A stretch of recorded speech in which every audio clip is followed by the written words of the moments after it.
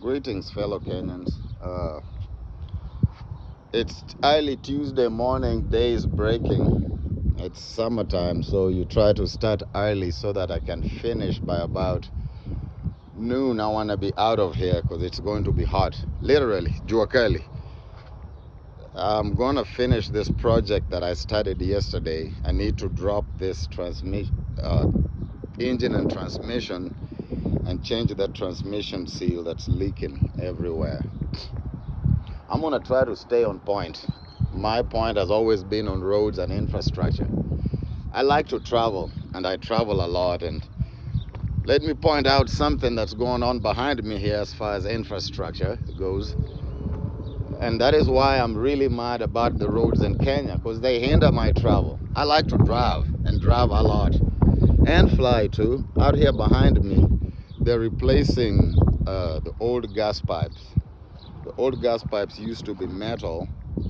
They're going below them with a plastic pipe. They've been doing that in all this neighborhood all around here. And this is good security and good infrastructures. Those equipment spent the night out there. I'm one of the people nobody touched them. Nobody interfered with them. They're there. On my point about travel and the fact that I like to travel, I want to show you all, or I want to point out some little inscription on the Kenyan passport that maybe most people have never seen, or most that see take it for granted. It's on the first page. And he says, "These are to request and require, in the name of the President of the Republic of Kenya, all those whom it may concern, to allow the bearer to pass freely without let or hindrance, and to afford him or her every assistance and protection of which he or she may stand in need." And it is signed by the passport officer. Let me tell you all a story about my traveling. There was one time I had returned from Kenya.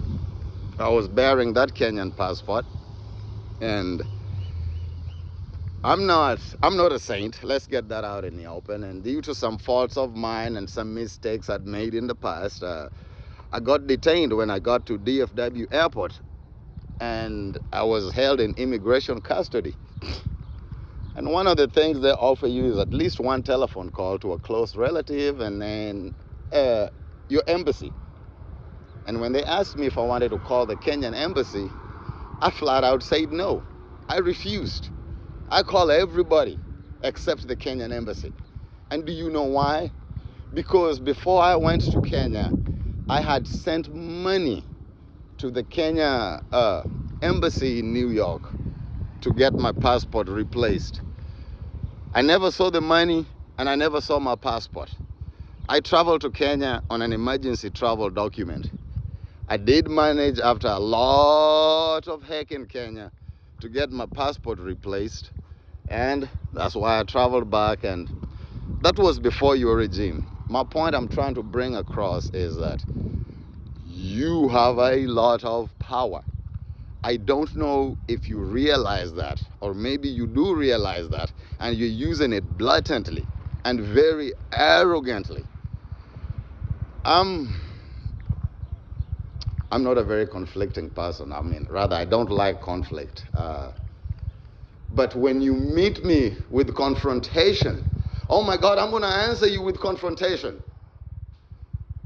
How is that passport, or those words on that passport, going to help me when I'm stranded in Germany if I can't get help in Kenya? Where is the weight of those words if I cannot get help in Kenya? When you meet me, when I've come to petition you with an armed Humvee with a 50 caliber on top of it, Mr. President, Mr. Ruto, I want to buy a Humvee. They're available for sale. Inch by inch and step by step, we are taking the road to disaster. Humvees are available for sale. Better ones than the one I saw. How far down this road do we want to go? Anyway, I have to get back to work before it gets hot. That engine ain't going to drop itself out of there. And my kids, well, my kids are adults now. I did bring them to Kenya one time. And we had somebody driving us around the country at the time. And when I got back home, I like to drive. I'm a driver. I mean, where's my race car? I have a race car that I take to the truck. And so when we got back home at the end of the day after this guy had been driving us, I told my dad the guy was too good for me. I said, there's something wrong with him. I don't know what.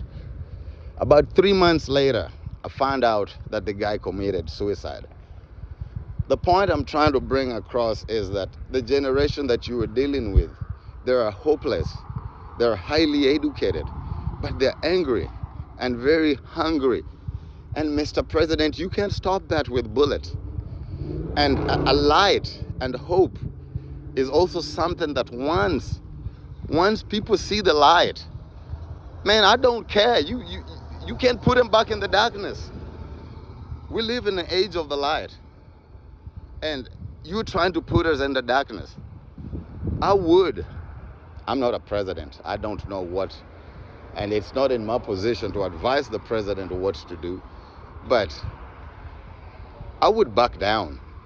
I mean, it's not a show of weakness, but you should be willing to meet somebody at their level. You don't talk to a cripple about running the Olympics. It just makes no freaking sense in his perspective. So you don't talk to a hungry person about $3 trillion. You don't talk to somebody who just lost their child about the parliament. And it is okay not to be informed and not to be aware of everything and be on top of every situation at every time. That's not your job. Anyway, I like to travel, and my point was on the roads. And before I go, I have to say that I have proudly driven every bit of that road in this XC90. Thank you.